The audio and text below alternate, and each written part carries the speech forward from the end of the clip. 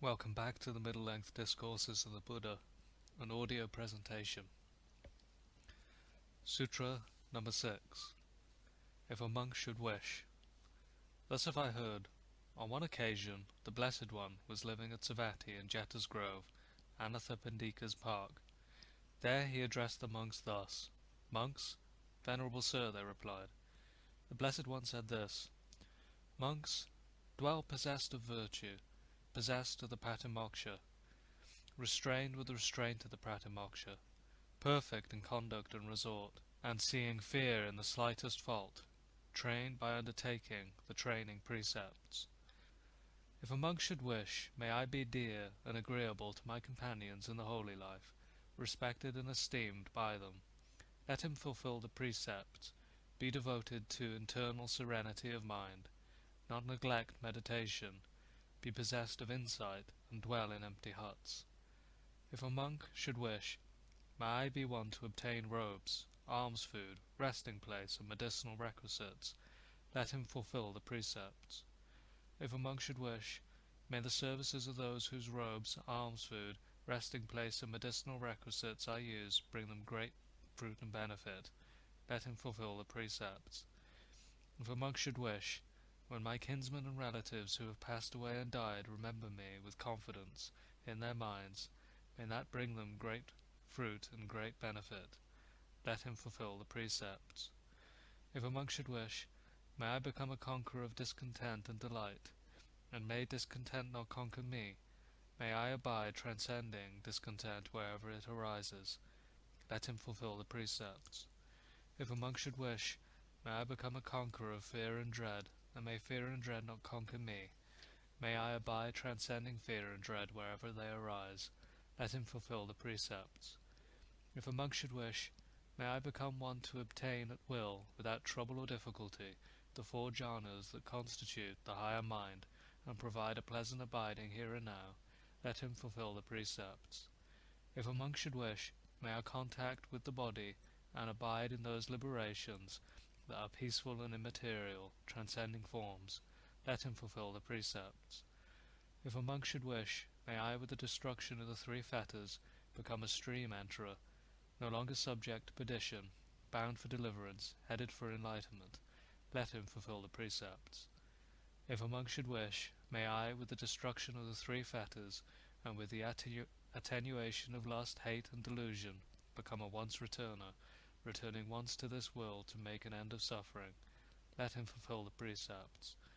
If a monk should wish, may I, with the destruction of the 5 lower fetters, become due to reappear spontaneously in the pure abodes, and there attain final nibbana, without ever returning from that world.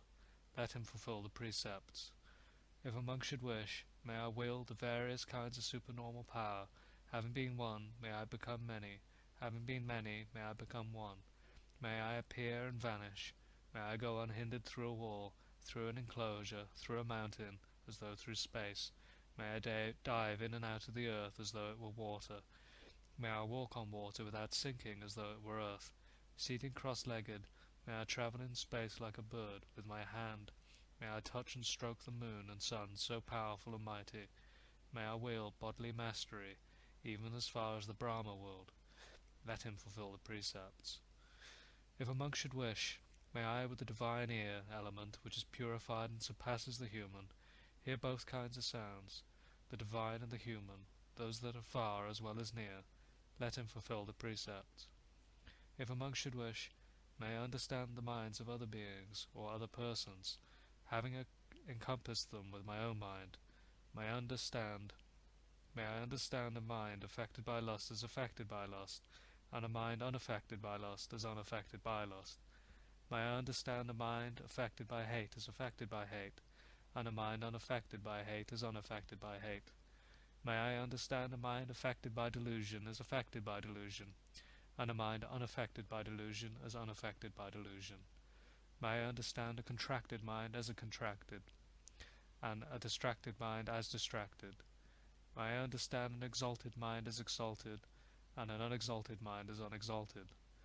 May I understand a surpassed mind as surpassed, and an unsurpassed mind as unsurpassed. May I understand a concentrated mind as concentrated, and an unconcentrated mind as unconcentrated. May I understand a liberated mind as liberated, and an unliberated mind as unliberated. Let him fulfill the precepts. If a monk should wish, may I recollect my manifold past lives, that is one birth, two births, thus with their aspects and their particulars. May I recollect my manifold past lives, let him fulfill the precepts.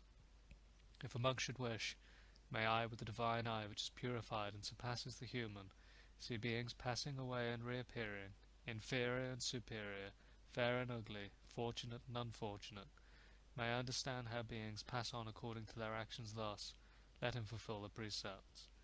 If a monk should wish, may I, by realizing for myself with direct knowledge, here and now, enter upon and abide in the deliverance of mind, and deliverance by wisdom, that are taintless, with the destruction of the taints. Let him fulfill the precepts, be devoted to internal serenity of mind, not neglect meditation, be possessed of insight, and dwell in empty huts. So it was with reference to this that it was said, monks dwell possessed of virtue, possessed of the practitioner, restrained with the restraint of the practitioner, perfect in conduct and resort, and seeing fear in the slightest fault, trained by undertaking the training precepts. This is what the Blessed One said. The monks were satisfied and delighted in the Blessed One's words.